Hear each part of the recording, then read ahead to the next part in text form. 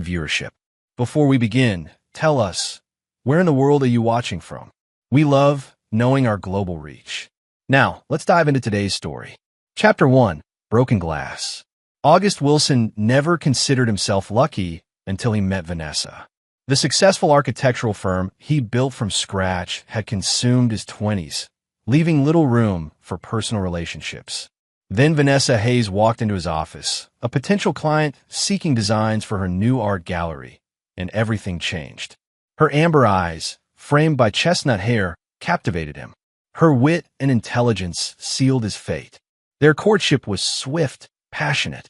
Within a year, they were married, and 9 months later welcomed their daughter, Lily. For 12 years, August believed he had everything: a thriving business, a beautiful wife who had given up her gallery aspirations to raise their family, and Lily, now a perceptive 12-year-old who shared his analytical mind. Then came the crash. August was returning from a business trip when his phone rang. The hospital. Vanessa had been in a serious car accident on a mountain pass outside their lakeside home in Maryland. Her Audi had careened off the road, rolling down an embankment. She'd been found unconscious, barely breathing. For 3 weeks, August barely left her hospital room, sleeping in the uncomfortable chair beside her bed, holding her limp hand. Lily would visit after school, sitting quietly, doing homework, watching her mother's still form. The doctors were cautiously optimistic. Brain activity was present, vital signs stable. But Vanessa remained unresponsive, locked in what they called a persistent vegetative state. Dr. Bennett, the neurologist, had been honest with August. Some patients wake up after days, others after years. Some never do. All we can do is wait. So August waited, running his business remotely, caring for Lily, and visiting Vanessa religiously. Their spacious lake house, once filled with laughter and dinner parties, fell silent. August moved mechanically through his days, a man sleepwalking through his own life. It was during this time that he noticed subtle changes in Lily. His once vibrant daughter grew withdrawn, constantly checking her phone. When questioned, she'd claim it was just a friend from school, but August sensed something more. Then came a phone call from Principal Harlow. Lily had been skipping classes. When confronted, she burst into tears but wouldn't explain. August chalked it up to trauma, her way of processing her mother's condition. He arranged for therapy and tried to be more present despite his own grief. One morning, August was reviewing designs in Vanessa's hospital room when Nurse Dominic entered. "There's been some unusual brain activity overnight," he said, studying the monitors. "It could be nothing, but it might indicate increasing awareness." Hope bloomed in August's chest. That evening, he brought Lily to visit. As August stepped out briefly to speak with Dr. Bennett, something happened in the room he would later replay in his mind countless times. When he returned, Lily's face had drained of color. She clutched her phone with white knuckles, staring at her mother with undisguised fear. "Dad," she whispered, grabbing his arm. "Mama's awake. She's faking it." August frowned. "That's impossible." Wordlessly, Lily handed him her phone. On the screen was a text message conversation with an unknown number. "He still doesn't suspect anything. 3 more weeks, then we're free. The insurance payout will be enough to disappear forever." "What about your daughter?" "Collateral damage. August can have her." August felt his world tilt. He looked at the unconscious form of his wife, then back at the messages. The timestamp, sent yesterday. "She doesn't know. I have her old phone," Lily whispered. "I found it in her studio when I was looking for her insurance card. The passcode was my birthday." August's mind raced. He looked at Vanessa's heart monitor, the steady rhythm suddenly sinister rather than reassuring. He took Lily's hand and left the hospital immediately. Chapter 2. The Spider's Web. The drive home passed in a blur, Lily's revelation echoing in August's mind. He gripped the steering wheel of his Range Rover until his knuckles turned white, fighting to maintain composure for his daughter's sake. "How long have you known?" he finally asked as they pulled into their driveway overlooking Lake Whitewater. 2 weeks, Lily admitted, staring at her hands. "I wasn't sure at first. I noticed Mom's fingers would sometimes twitch when the nurses weren't looking. Then I found the phone. Inside their home, August settled Lily with hot chocolate before retreating to his study. The evidence lay before him. Screenshots of text messages between Vanessa and someone saved in her contacts as R. August's architectural mind, trained to see patterns, to build structures from nothing, began constructing a different kind of blueprint. One of betrayal. He accessed their financial records, discovering unusual withdrawals from their joint account over the past 6 months. Small enough not to raise immediate alarm, but totaling nearly $50,000. Next, he examined Vanessa's laptop. Her password, previously their anniversary date, had been changed. After several attempts, August leaned back, frustrated. Then, on impulse, he tried Raymond, and the screen unlocked. The name hit him like a physical blow. Raymond Voss, his college roommate and best man at their wedding. The godfather to Lily. It had been Raymond who recommended the insurance policy with the substantial payout in case of death or disability. Raymond, who had visited the hospital nearly as often as August himself, offering support, bringing coffee, checking on Lily. August's search history revealed the final pieces. Searches for remote properties in Costa Rica, information on offshore accounts, and a saved email confirming an appointment with a plastic surgeon in Mexico City for 3 weeks later, scheduled for Vanessa Voss. Cold fury replaced shock. August opened a new document and began to type, methodically listing every detail of their deception. Next, he created a second file, his plan. The following morning, August called Raymond from the hospital parking lot. "How's she doing?" Raymond asked, concern evident in his voice. "No change," August replied, injecting weariness into his tone. "Listen, I need a favor. The insurance company is requesting additional documentation. Could you stop by the office later? I'm buried at the hospital." "Of course, anything you need." August ended the call and entered the hospital, not to visit Vanessa, but to speak with Dr. Bennett. Their conversation was brief but productive. Afterward, he spoke with the hospital's security chief, an ex-military man named Floyd Gresham, who had once hired August's firm to design his cabin. That afternoon, August staged a meeting with his company's board, announcing a temporary leave of absence to focus on family matters. His COO, Naomi Prescott, would assume day-to-day operations. "Are you sure?" Naomi asked afterward, concern evident in her sharp features. They'd worked together for 15 years, and she knew him better than most. "I need time," he said simply. "For Lily. For myself." That night, August tucked his daughter into bed, sitting on the edge of her mattress longer than usual. "We need to talk about what happens next," he said gently. "I've made arrangements for you to stay with Aunt Diana for a while." "Dad, no," Lily protested. "It's not permanent," he promised. "But what I'm about to do, you can't be here for it." Lily studied him with eyes too old for her 12 years. "You're going to hurt them, aren't you?" August considered lying, but respected her too much. "Not physically, but they'll wish I had." Lily nodded slowly. "She doesn't deserve to be my mom anymore." And Raymond, he was supposed to protect our family, not destroy it. August kissed her forehead. "Pack for at least 3 weeks. Diana will meet you at the airport tomorrow." After Lily fell asleep, August descended to his basement workshop. Among the architectural models and design supplies, he retrieved a locked metal case. Inside lay items from his past that even Vanessa didn't know about. Documents from his time working on classified government buildings, security credentials, and specialized equipment. Before becoming an architect, August had served 4 years in the Marine Corps, followed by 3 years contracting with security firms that catered to government installations. His architectural success had buried that chapter of his life, but he had never forgotten the skills he'd acquired. By morning, August Wilson had disappeared, replaced by a man with one purpose: retribution. Chapter 3. Eyes Wide Open. Raymond Voss adjusted his Italian silk tie in the elevator mirror, ascending to August's office on the 32nd floor. At 42, Raymond had built a respectable career as an insurance broker, though his lifestyle exceeded his legitimate income, a fact hidden from the world through careful accounting and influential clients. When the doors opened, Naomi greeted him coldly.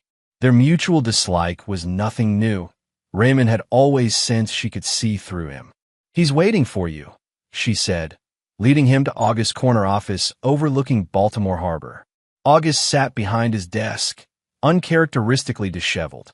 "Thanks for coming," he said, voice hoarse. "The papers are here." He pushed a folder across the polished mahogany desk. Raymond scanned the documents, standard insurance forms requiring a counter signature from the policy agent. As he signed, August poured 2 glasses of scotch, sliding one toward his friend. "To better days," August toasted. Raymond's phone buzzed. He glanced down at a text. "Nurse left. Come now." He quickly pocketed the device. "Everything okay?" August asked. "Client emergency," Raymond replied. "Listen, I need to run, but I'll visit Vanessa tonight." "Actually," August said, "I'm having her moved to a private facility in Delaware. The neurologist thinks a specialized treatment might help." Raymond's heart rate accelerated. I didn't realize. Which facility?" "I'll text you the details," August promised. "They're starting her on experimental treatments tomorrow." After Raymond departed, August remained motionless, replaying the flash of panic in the other man's eyes. In the adjacent room, Floyd Gresham removed his headphones. "Got all," the security chief confirmed, patting the recording equipment. "And you were right. He's heading to the hospital now." "And the tracker?" "Active. Planted it when I shook his hand." August nodded. "Let's go." At Johns Hopkins Hospital, August and Floyd watched from a security monitoring station as Raymond entered Vanessa's room. The hidden camera they'd installed that morning captured everything. Raymond locking the door, approaching the bed, leaning close to whisper in Vanessa's ear. Vanessa's eyes fluttered open. "You need to leave," Raymond hissed urgently. "August knows something.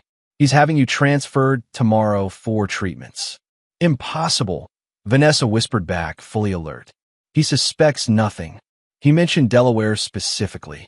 That's where we plan to." "Coincidence," she cut him off. "The money's already transferred. 3 more weeks and the insurance claim processes. We're too close to panic now." "What about Lily?" "She's been acting strange." Vanessa's face hardened. "She's a child, and she's August's problem once we're gone." Floyd glanced at August, whose expression remained impassive despite the cruel dismissal of their daughter. "We have everything we need," August said quietly. He texted Dr. Bennett, who entered Vanessa's room moments later, interrupting the conspirators' conversation. Vanessa immediately closed her eyes, resuming her comatose performance. "Mr. Voss," Dr. Bennett said stiffly, "visiting hours are over. I need to examine the patient." Raymond left reluctantly. Once alone with Vanessa, Dr. Bennett administered a sedative to ensure she remained unconscious, for real this time. That evening, August made 2 calls. The first to his personal attorney, Simone Alvarez, instructing her to prepare specific legal documents. The second to Diana, confirming Lily's arrival arrangements. As midnight approached, August drove to a neglected industrial district where a warehouse bore his company's for renovation sign. Inside, he prepared a space containing only the essentials: surveillance equipment, a desk, a cot, and physical evidence of Vanessa and Raymond's betrayal. On the wall hung architectural blueprints, not for buildings, but for the systematic dismantling of 2 lives. "You always told me patience was an architect's greatest virtue," August said to the empty room. "Let's see how patient you are, my love." The first phase of his plan was complete. Vanessa and Raymond believed their scheme was intact, unaware that August had already begun constructing their downfall, brick by carefully laid brick. Chapter 4. Foundations of Fear. 3 days after Lily's departure to Diana's home in Seattle, August's plan accelerated. Vanessa remained in the hospital, now under genuine sedation and constant monitoring by staff loyal to Dr. Bennett. The neurologist had been horrified by August's evidence and agreed to keep Vanessa's true condition confidential while August implemented his strategy. "Legally, I'm on thin ice," Dr. Bennett had admitted. "But what they plan to do to you and your daughter, I couldn't live with myself if I did nothing." Meanwhile, Raymond continued his routine, unaware of the surveillance tracking his every move. August monitored him from the warehouse, logging his patterns. Morning coffee at the same cafe, midday client meetings, evening visits to an upscale apartment building in the Arts District. On the 4th day, August made his first move. He sent an anonymous envelope to Raymond's office containing copies of his text messages with Vanessa. The accompanying note read simply, "Someone knows." That same afternoon, August called Raymond. "The transfer fell through," he explained. "The facility says Vanessa's condition doesn't meet their acceptance criteria." "That's unfortunate," Raymond replied, voice tight. "How are you holding up?" "Managing," August said. "Actually, would you check on the house tomorrow?" "The alarm system triggered. Probably just a power fluctuation, but I can't leave the hospital." "Of course." When Raymond arrived at the lake house the following day, he found everything undisturbed, except for a framed photo on the mantel that hadn't been there before. It showed him and Vanessa embracing on a beach in Cancun, a trip August had supposedly known nothing about. Raymond frantically searched for the photo, but left empty-handed, unaware of the cameras recording his panic.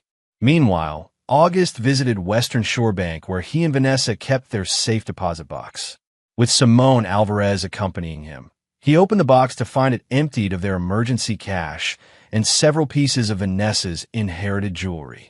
The bank manager confirmed Vanessa had accessed the box 6 weeks earlier. "We'll need that security footage," Simone stated, producing the necessary legal documents. The video revealed Vanessa and Raymond entering together, her laughing as she emptied the box. August watched impassively, adding the footage to his growing arsenal. That night, August replaced every lock on the lake house. The next morning, Raymond received another envelope at his office, this one containing a key with a note. "She trusted you with more than her heart." By the week's end, Raymond was unraveling. He made frantic daily visits to Vanessa, but with a nurse always present, he couldn't communicate freely. His calls to the unknown number on Vanessa's secret phone went unanswered, because August now controlled the device. On Sunday, August implemented the next phase. He texted Raymond from Vanessa's secret phone, plan compromised. "Move everything to secondary location. I'll make contact when safe." Raymond immediately drove to his apartment building, not to his own unit, but to one registered to a shell company August had discovered through financial forensics. Inside, Raymond frantically packed documents and valuables, unaware of Floyd Gresham photographing everything through a telephoto lens from the building opposite. As Raymond loaded his car, a uniformed police officer approached. August watched from nearby as the officer, actually Floyd's former military colleague, engaged Raymond in conversation, examining his driver's license before letting him go with a warning about illegal parking. "We have his alternate identity now," Floyd confirmed later at the warehouse. "Samuel Reed, complete with fake driver's license and credit cards." August nodded. "Track the accounts. I want to know where every penny is hidden." Floyd hesitated. "August, I've seen revenge destroy men. Are you sure about this?" August turned to the evidence wall, now expanded to include Raymond's fake identity documents and financial trails. "This isn't just revenge," he replied. "It's justice. For Lily, for the years they stole from us, for the future they planned to build on our destruction." The next day brought another development. Dr. Bennett called with news that Vanessa was fighting the sedation, becoming increasingly agitated. They couldn't keep her in this state indefinitely without raising questions. "It's time for phase 2, August decided. He instructed Dr. Bennett to reduce Vanessa's sedation, allowing her to wake, but not to leave. Hospital security would ensure she remained in the building while August sprang his next trap. When Vanessa regained consciousness, she found herself facing not August, but Simone Alvarez.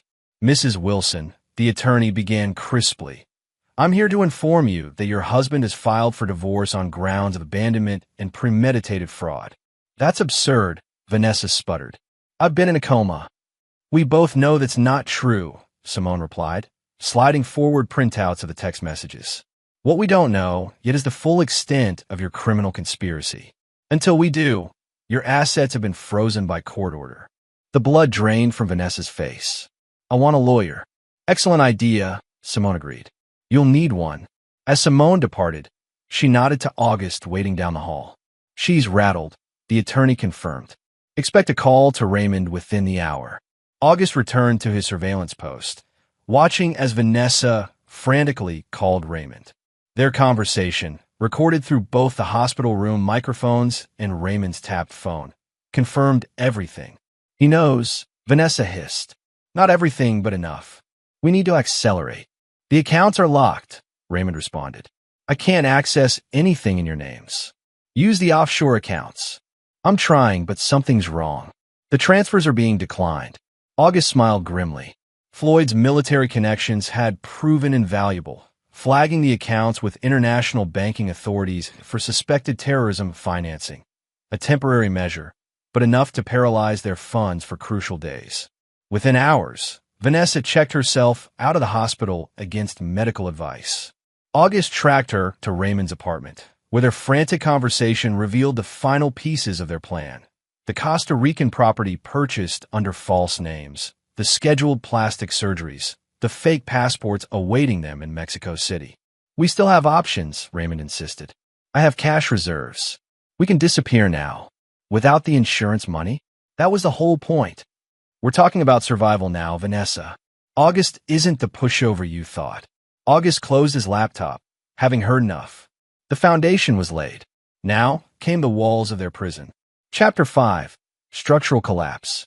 1 week into August's orchestrated descent into Raymond and Vanessa's lives, they attempted their first escape.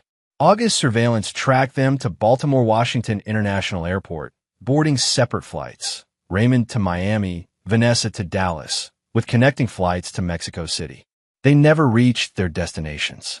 As Raymond waited at his gate, 2 TSA agents approached, requesting he follow them to a private room. His fake passport, under the name Samuel Reed, had triggered a security alert. Hours of questioning followed, his luggage thoroughly searched. Though eventually released, he missed his flight and returned to his apartment shaken. Vanessa fared worse. Her flight was diverted to Atlanta due to mechanical issues, where she was detained by customs officials who claimed her passport showed signs of tampering. By the time she returned to Baltimore, Raymond had received another anonymous message. Every exit has been sealed. August watched their growing desperation from his command center, where Floyd monitored their movements and communications. The legal noose tightened simultaneously. Simone had obtained emergency court orders freezing all discovered assets, pending investigation of potential insurance fraud.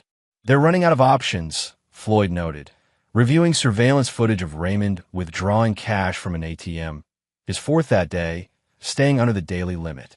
That's the point, Auguste replied. When you corner an animal, it reveals its true nature. That evening, Auguste received a call from a number he didn't recognize. He activated the recording equipment before answering. August, Vanessa's voice, once beloved, now sent ice through his veins.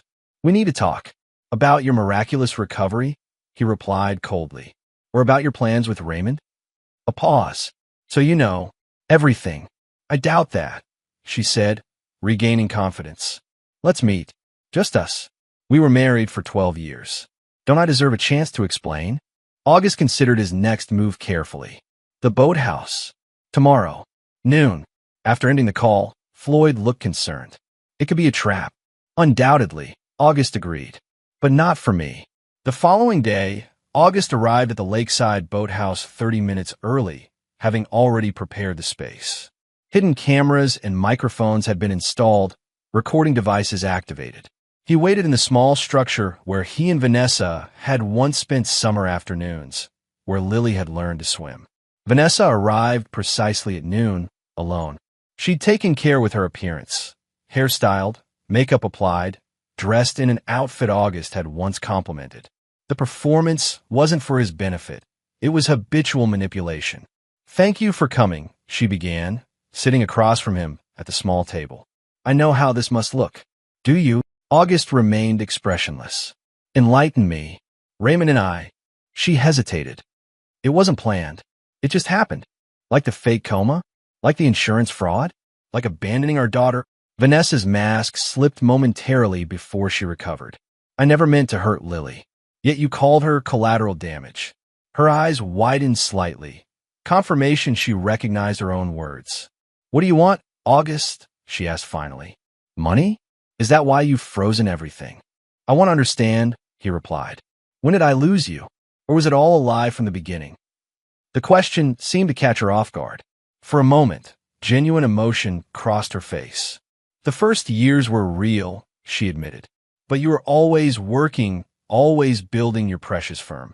I became another piece of furniture in your perfect house. And Raymond, he saw me, she said simply. He made time for me. August nodded slowly. And the accident? The coma? An opportunity, she replied, cold calculation returning to her eyes. Insurance pays triple for permanent disability. With your power of attorney, I could authorize transfers without suspicion. Eventually, you'd give up hope, move on. Clean, simple. Except for Lily. Vanessa shrugged. You're the better parent anyway. The casual cruelty stunned even August, who thought himself prepared for anything. What now, she asked. You turn us in?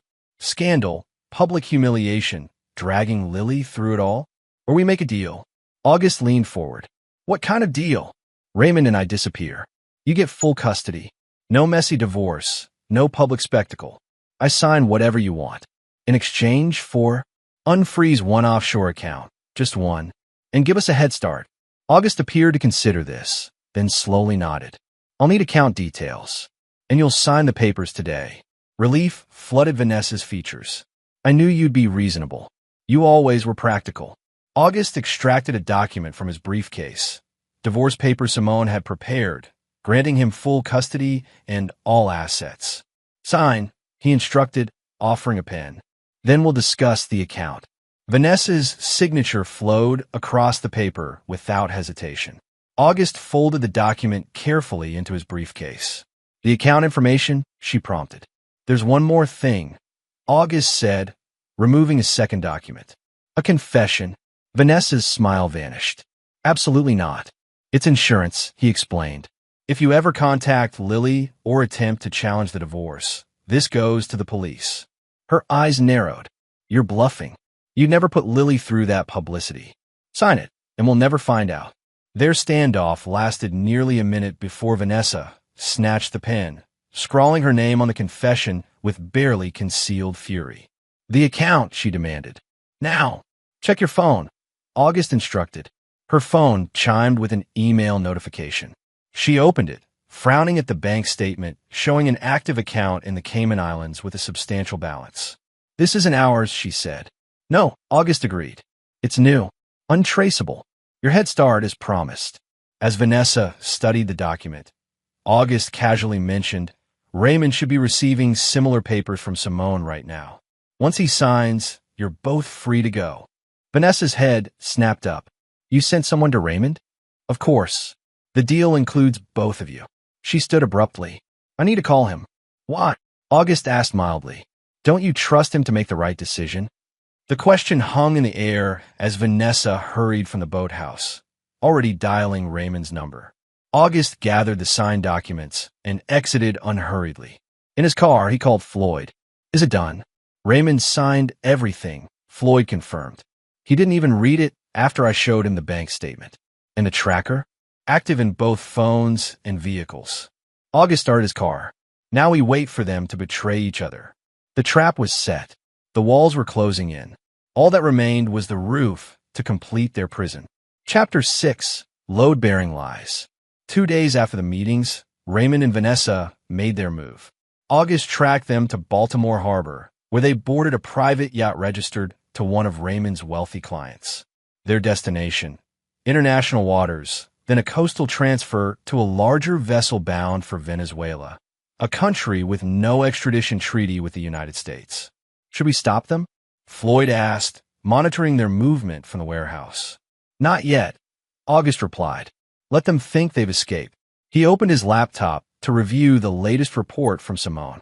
The divorce was finalized through expedited channels. His connections and Vanessa's signed confession providing leverage for the judge to bypass normal waiting periods. Lily's custody was secured. All assets transferred solely to August's name. But these legal victories were merely the framework for August's true plan.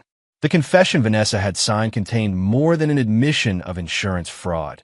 It detailed an elaborate scheme involving blackmail and theft of proprietary architectural designs, implicating Raymond as the mastermind. Similarly, Raymond's signed confession painted Vanessa as the manipulative architect who had seduced him into betraying his best friend, claiming she had previously done the same to wealthy men across 3 states.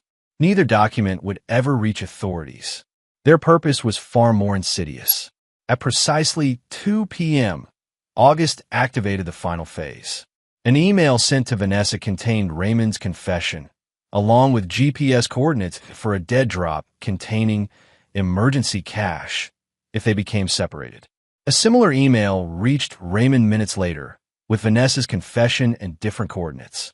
Through satellite tracking, August watched their vessel's progress halt in the Chesapeake Bay. The yacht circled for nearly an hour, evidence of the heated confrontation occurring on board as the conspirators faced their mutual betrayals. By nightfall, the yacht returned to harbor. Surveillance footage showed Raymond disembarking alone, Vanessa nowhere in sight. August's pulse quickened as he dialed Floyd. "She's not with him. Get eyes on the boat immediately." Within the hour, Floyd called back. Coast Guard conducted a random safety inspection. Vanessa wasn't aboard. Raymond claimed she'd changed her mind and taken a tender back to shore earlier. She wouldn't abandon the plan, August mused. Not willingly. The implication hung between them. August made another call, this one to a trusted contact within the Baltimore Police Department. An anonymous tip would point them toward Raymond's yacht, suggesting they bring sonar equipment. While authorities mobilized, August tracked Raymond to his Baltimore apartment, where he frantically packed a single suitcase and emptied his safe. The building's security cameras, accessed through August's connections with a property management company, captured his every desperate move. Raymond's phone rang continuously, calls from Vanessa's phone that went unanswered. August knew the calls weren't actually for Vanessa. They came from a programmed auto dialer he'd set up. Each missed call would increase Raymond's paranoia, especially once he checked the fake bank account August had created. By morning, the promised funds had cleared, showing a balance of $2 million. Raymond immediately attempted a transfer to another account, only to receive an error message. Transaction flagged for security verification. Please contact customer service. The number provided connected to a recording in August's voice. You betrayed the wrong man. You have 24 hours before everything comes to light. Raymond fled the apartment, driving erratically through the city before checking into a motel under his Samuel Reed identity. There, he made a series of increasingly frantic calls to contacts who might provide new documentation, to travel agencies specializing in discreet relocations, even to Vanessa's phone despite believing she had betrayed him. Meanwhile, the police investigation at the harbor intensified. Sonar equipment detected an anomaly near where the yacht had been anchored. Divers prepared to investigate. August watched these developments from his warehouse command center, feeling not satisfaction, but a cold clarity. The structures he'd designed, both physical buildings and this elaborate trap, always followed the same principle. Remove one key support, and everything collapses. That evening, he received the call he'd been waiting for. The police had found a weighted bag containing women's clothing in the bay. No body, but evidence of a potential crime. Raymond, as the yacht's register operator, was wanted for questioning. August made his final move. He sent simultaneous text messages to Raymond and to Vanessa's phone, which he now controlled. To Raymond, they found her. Run or surrender, your choice. To Vanessa's phone, which Raymond would see trying to call, I trusted you with my life. You'll pay for this. Raymond panicked. He abandoned the motel, driving recklessly toward the Canadian border. State troopers, alerted by August's anonymous tip about a fleeing murder suspect, created a roadblock on Interstate 83. Raymond attempted to evade it, lost control of his vehicle, and crashed into a ravine. He survived with minor injuries, but was taken into custody.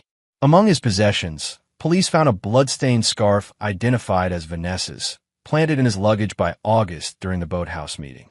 By midnight, news outlets reported Raymond Voss's arrest in connection with the disappearance of Vanessa Wilson, previously thought to be comatose following a car accident. The sensational story spread rapidly. The best friend, the betrayed husband, the missing wife, the faked coma, the insurance scheme. August watched the media frenzy from his warehouse, expressionless. He closed his laptop, gathered the evidence that would never be needed, and methodically destroyed it all, except for one file containing the real truth, secured for Lily when she was old enough to understand. As dawn broke, August drove to the lake house for the first time in weeks. Inside, he systematically removed every trace of Vanessa: photographs, clothing, personal items, placing them in boxes for storage. Not destruction, but removal. Clinical and complete. In Vanessa's home studio, he paused before her unfinished paintings. Among them stood a family portrait she'd been working on before the accident. August, Vanessa, and Lily on the dock of their lake house, seemingly perfect. He studied it dispassionately before turning it to face the wall. His phone rang. The caller ID showed Dr. Bennett. "It's done," the neurologist said without preamble. "She's been checked in under the name you provided. The facility understands the situation. Will she be comfortable?" August asked. "As much as possible, given the circumstances. The isolation ward is secure. Without additional identification or outside contact, she could remain there indefinitely." August ended the call and gazed out at the lake, where early morning mist obscured the horizon. Vanessa wasn't dead. That would have been too merciful. Instead, she was now the patient she had pretended to be, committed to a private psychiatric facility in western Pennsylvania under a Jane Doe status, courtesy of Dr. Bennett's connections. She would experience the true isolation of being trapped in her own body, surrounded by medical staff who believed her claims of being Vanessa Wilson were delusional. The ultimate irony: her fake coma had become a real prison. With Raymond facing murder charges and Vanessa institutionalized, the second act of August's revenge was complete. The foundation had crumbled, the walls had collapsed, and now the structure of their betrayal lay in ruins. August picked up his phone and dialed Diana's number. It was time to bring Lily home. Chapter 7. Clearing the debris. 3 months after Raymond's arrest, August sat in a sterile conference room at the Maryland State Correctional Facility.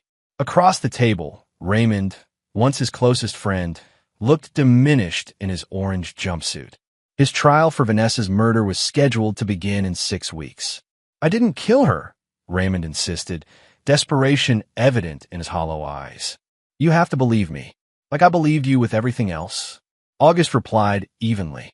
"My business, my marriage, my daughter's well-being, I deserve whatever happens to me for that," Raymond admitted. "But I didn't hurt Vanessa. We argued on the boat, yes, but she was alive when I last saw her." August studied him impassively. "The evidence suggests otherwise." "Evidence can be manipulated," Raymond countered. "You know that better than anyone."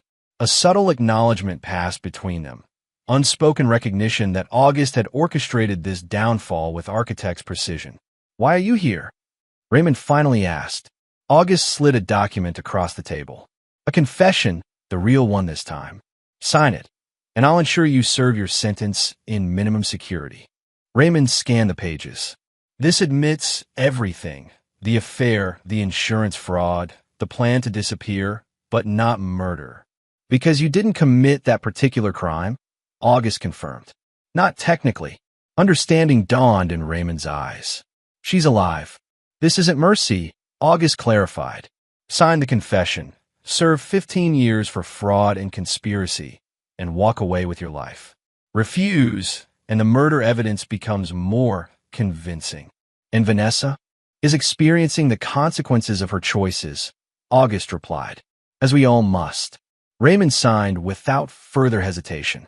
Outside the prison, August met with Simone, who took possession of the confession. "This closes the financial case," she confirmed. "The insurance fraud charges alone carry substantial penalties. And the murder investigation? Without a body, it was always circumstantial. With this confession, prosecutors will accept a plea deal for the financial crimes." She studied him carefully. "You never intended for him to be convicted of murder." "Justice, not vengeance," August replied. "Raymond will lose 15 years, approximately what he and Vanessa attempted to steal from Lily and me." As August drove home, he called Diana, who had remained in Baltimore after bringing Lily back. His sister-in-law, technically no longer family but still firmly in his corner, had been invaluable in helping Lily adjust. "How is she today?" he asked. "Better," Diana replied. "She actually laughed during our movie night. First time I've heard that in months." August felt a weight lift slightly. Lily's emotional recovery had become his primary focus. The trauma of her mother's betrayal and apparent death had left deep scars, requiring careful therapy and constant support. At home, August found Lily sitting on the dock, legs dangling above the water. He joined her silently, respecting her space while making his presence available. "Dad," she said eventually, "is it wrong that I don't miss her more?" The question cut through pretense. August considered his response carefully. "Grief isn't linear," he said, "and it's complicated when the person you're grieving isn't who you thought they were. I keep remembering good things, baking cookies, painting together. Then I remember the texts and feel sick." She looked at him directly. "Did you ever suspect?" "Before the accident?" "No," August admitted. "Your mother was skilled at concealment." "Like you?" Lily asked perceptively. August met his daughter's gaze. At 12, she possessed insight beyond her years, partly inherited, partly forged by trauma. "I've never lied to you," he said, "but there are things I haven't shared because I believe they would cause you more pain." "About Mom?" "Yes." Lily absorbed this. "Someday, I want to know everything. Not now, but someday." "When you're ready," August promised, "you'll have the whole truth." They sat in companionable silence as the sun set over the lake. August mentally reviewed his remaining tasks, finalizing Lily's trust fund, restructuring his business to allow more family time, and the quarterly check on Vanessa's continued containment. The foundation of his new life was taking shape, built not on revenge, but on protection and truth. The architect in him recognized that the strongest structures were those designed to weather future storms, not merely survive past ones. That night, August received a call from Floyd Gresham. "There's been an incident at the facility," the security chief reported. "Nothing serious, but she's becoming more insistent about her identity. Started reciting personal details about you and Lily to one of the nurses. Increase monitoring," August instructed. "If necessary, we'll arrange a transfer to the Wyoming location." "August," Floyd said hesitantly, "this can't go on forever. Eventually, someone will listen, investigate." "It won't be forever," August assured him. "Just long enough." After ending the call, August opened his safe and removed the file containing the complete truth, evidence of Vanessa's fraud, Raymond's confession, and documentation of August's methodical revenge. Someday this would belong to Lily, allowing her to decide Vanessa's ultimate fate. Until then, August would maintain the illusion that had become reality. Vanessa Wilson had disappeared, presumed dead. Her betrayal had been buried, and her husband, once blindsided by deception, had transformed into the architect of justice. Chapter 8. New Blueprints. 1 year after Vanessa's disappearance, August stood at the front of a small university lecture hall, concluding his guest presentation to architecture students. His firm had not only survived the scandal, but thrived under his renewed focus and Naomi's partnership. They'd recently won the contract for a revolutionary sustainable housing development that had garnered international attention. "Architecture isn't just about buildings," he told the students. "It's about creating spaces that withstand both physical stress and the passage of time. The true test of design is resilience." Among the audience, August noticed a woman with auburn hair observing him intently. As students gathered around him afterward with questions, she waited patiently at the periphery. When the crowd dispersed, she approached. "Powerful words about resilience," she said, from someone who's clearly tested the concept. "Professor Madeleine Rousseau," she continued, offering her hand. "I teach structural engineering here. Your housing project is remarkable. I've been using it as a case study." August shook her hand, experiencing an unexpected moment of connection. "August Wilson, thank you for the invitation to speak. Actually, that was my colleague's doing, but I insisted on attending." Her direct gaze held intelligence and something else, understanding without pity. "Would you be interested in coffee? I have questions about your cantilever design that weren't covered in the lecture." For the first time in months, August felt something shift within him. Not healing exactly, but movement. I'd like that. Coffee extended to dinner, their conversation flowing from architectural theory to personal philosophy. Madeline had lost her husband to cancer 5 years earlier and raised their son alone while building her academic career. Grief changes your fundamental structure, she observed. You either collapse or rebuild stronger at the broken places. August appreciated her directness. There was no need to maintain facades with someone who recognized the architecture of loss. The following week, he invited her to dinner at his home. Lily, now 13, watched their interaction with cautious optimism. After Madeline departed, his daughter offered her assessment. She's smart, and she doesn't do that annoying head tilt thing when she talks about mom. August smiled. The sympathy tilt. Exactly. Lily considered further. I like that she asks real questions instead of just saying everything will be okay. She understands reconstruction, August said. Are you going to see her again? Would that be all right with you? Lily nodded thoughtfully. Just go slowly. I'm not ready for a new mom. Neither am I, August assured her. But maybe we're ready for a friend. As summer arrived, August maintained his careful monitoring of both Raymond's incarceration and Vanessa's containment. Raymond had adjusted to prison life with surprising adaptation, teaching financial literacy to fellow inmates. August arranged for qualified legal representation to ensure his plea deal remained intact. Not from compassion, but principle. Vanessa's situation proved more complex. Her insistence on her true identity had intensified, requiring her transfer to a more remote facility in Wyoming that specialized in delusional disorders. There, under the name Jane Harper, she received treatment for her fixed false belief of being Vanessa Wilson. August received monthly reports from the facility director, a former military psychiatrist who understood the unusual arrangement. The substantial payments from an offshore account, traced to Raymond Voss if investigated, ensured discretion and continued care. She's developed a new painting style, the latest report noted. Quite remarkable, dark landscapes with distant figures. The art therapist believes it represents progress in accepting her current reality. August stored these reports in the growing file for Lily. The dossier now included newspaper articles about Raymond's conviction, medical evaluations of Vanessa's mental state, and August's own detailed account of events. Neither justification nor confession, but truth. In late July, August finalized plans for the lake house renovation, his first architectural project solely for himself since before his marriage. The design maintained the structure's bones, while reconfiguring spaces that held too many memories. Madeline reviewed his blueprints one evening on the dock, Lily offering occasional input as they refined details.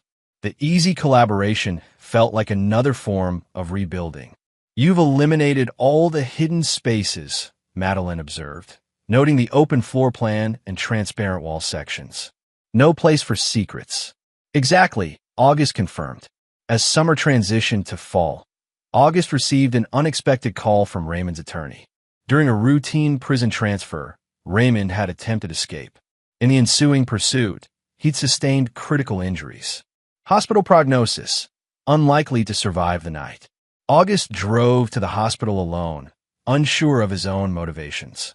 In the ICU, Raymond lay handcuffed to the bed, machines monitoring his failing body. "You came," Raymond whispered, eyes flickering open as August approached. "Yes, I didn't expect that." August studied the man who had once been his closest friend. "Neither did I. Is she really alive?" Raymond asked, voice barely audible. August considered lying, but found no purpose in it. "Yes." Relief smoothed Raymond's pain-creased features. "Good. Not because I care about her anymore, but I didn't want to be a murderer. You were many things, Raymond, but not that." Raymond's breathing grew labored. "Your revenge, it was perfect. The architect's touch. It wasn't revenge," August corrected. "It was justice. Is there a difference? Revenge destroys the avenger. Justice preserves them." Raymond's eyes closed briefly before reopening with effort. "Tell Lily, I'm sorry. For everything." "I will," August promised. though unsure if he would fulfill it. And August, when does it end? The justice. August considered the question. When the debt is paid. Raymond nodded faintly. Mine is almost settled then. His eyes drifted shut again. The perfect design. You always were the better architect. August remained until Raymond's breathing evened into unconsciousness. He left without witnessing the final moments, knowing the structure of their connection had reached its inevitable conclusion. Raymond died at 3:17 a.m. August received notification while sitting in his study, reviewing the Wyoming facility's latest report on Vanessa. With methodical precision, he updated both files. The architecture of his revenge, no, his justice, had withstood every test. One support beam had now been permanently removed.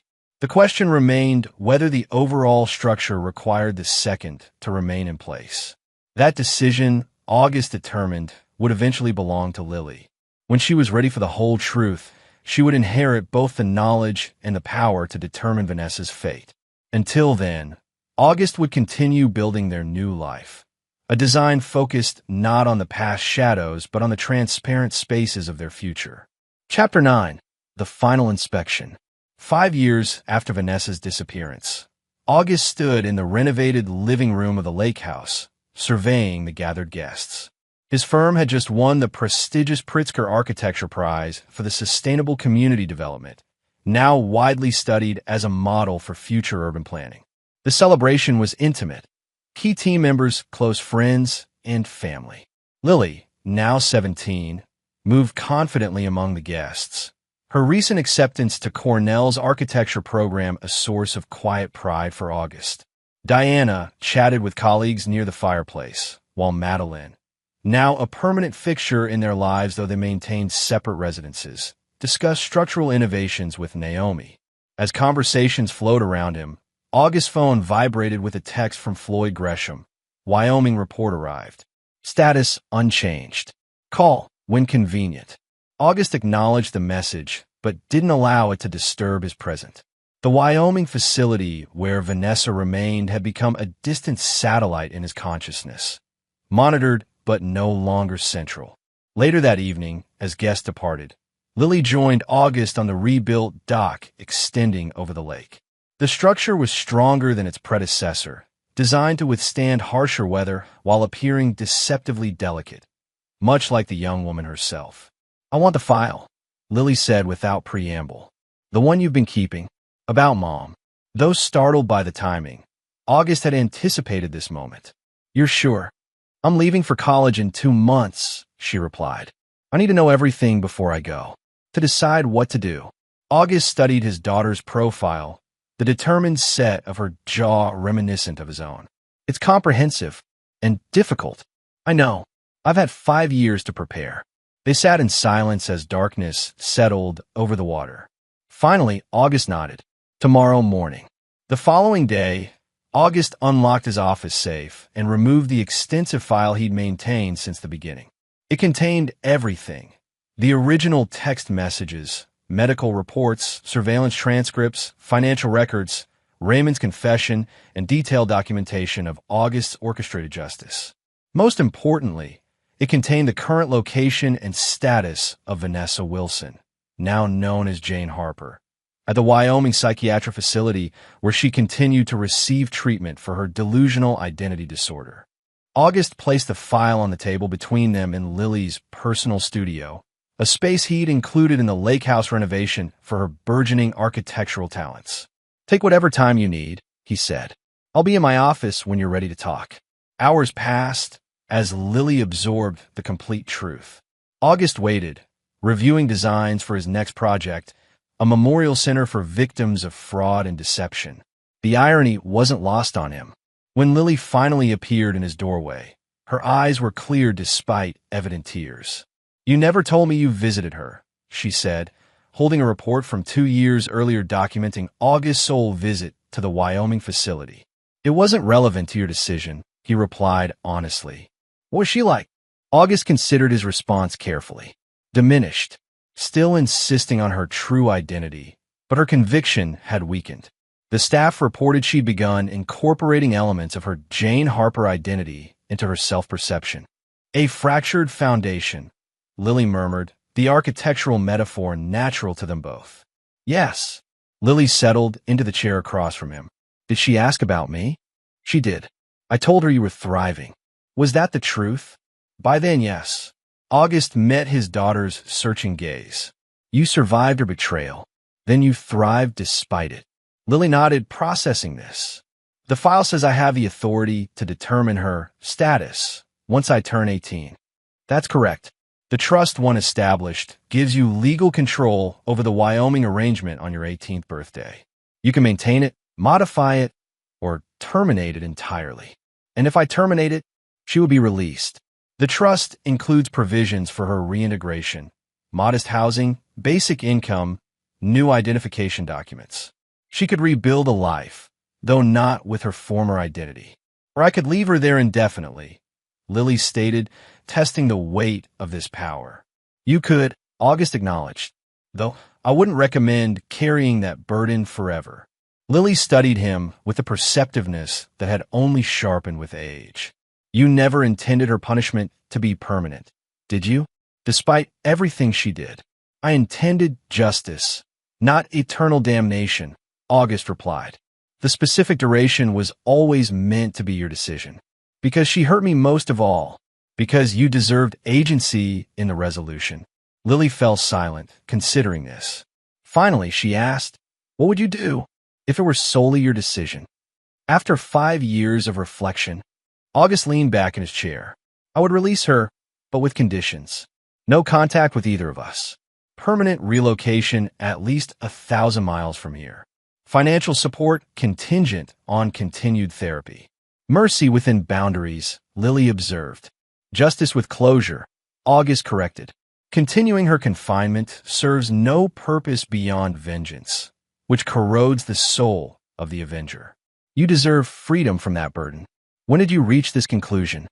Gradually, definitely after Raymond's death. August paused. Building is more fulfilling than destroying, even when destruction is deserved. Lily gathered the file carefully. I need more time to decide. You have until your birthday. No pressure either way. As she turned to leave, she hesitated. Dad, was any of it real? Her love for us? August considered the complexity of this question, one he'd examined countless times himself. I believe the early years were genuine, he said finally, before discontent corrupted her. Some foundations are sound, but can't support what's built upon them. Like your marriage. Yes. Lily nodded, satisfied with this architectural truth, if not comforted by it. 3 months later, August helped move Lily into her Cornell dormitory. As they said goodbye, she pressed an envelope into his hand. My decision, she explained. I've had it drawn up legally, as specified in the trust documents. August didn't open it until he returned home. Inside, he found detailed instructions. Vanessa would be released on Lily's 18th birthday, with the conditions August had suggested, plus one addition, a letter Lily had written explaining her decision. I choose this not because you deserve freedom, the letter concluded, but because I deserve peace. This isn't forgiveness, it's closure. Never contact us. Never attempt to explain or apologize. Consider this mercy your final gift from the family you discarded. August placed the document in his safe, recognition settling within him. His daughter had chosen resilience over resentment, construction over destruction. The architectural principle applied to emotional recovery. 1 month later, on Lily's 18th birthday, August received confirmation that Vanessa had been released from the Wyoming facility.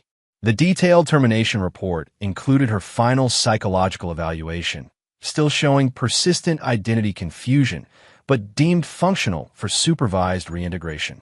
She had been transported to Portland, Oregon, provided with an apartment lease, basic furnishings, and 6 months of financial support. The trust would continue minimal payments contingent on her maintaining therapy and respecting the no-contact order.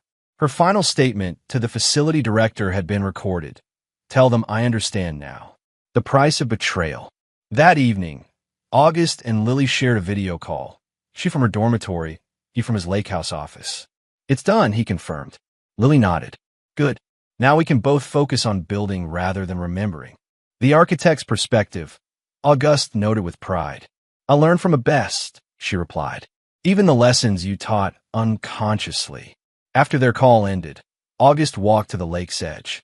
The water reflected moonlight in fractured patterns, broken but beautiful. Like memory, like recovery, like justice served and finally complete. He removed his wedding ring, unworn for years but kept in his safe as a reminder, and studied it one last time before casting it into the deep water. The architect of justice had completed his final inspection. The structure was sound, the foundation secure. The design had withstood every test. August Wilson returned to his home, leaving the past beneath the lake's dark surface, focusing instead on the blueprints of tomorrow, designs built not for retribution, but for life. And there you have it. Another story comes to an end. What did you think? I'd love to hear your thoughts in the comments below. If you enjoy this story, consider joining our community by subscribing. It means the world to us. For more stories like this one, check out the recommended videos on screen, and I'll see you there.